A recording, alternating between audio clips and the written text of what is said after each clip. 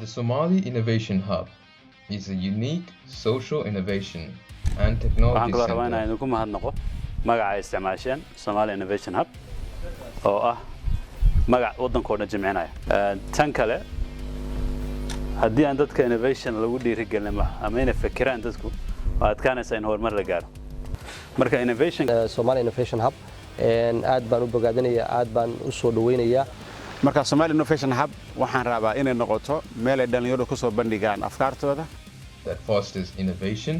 entrepreneurial social development, and good economy through enabling students, fresh graduates, entrepreneurs,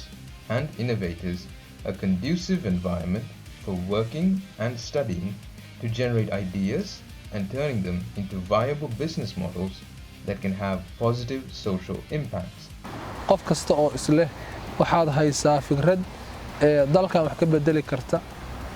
adduunka wax ku soo siyaadin karta waxaanu ku haynaa platform ama madal aad ku soo bandhigi kartid aragtidaada aqoontaada iyo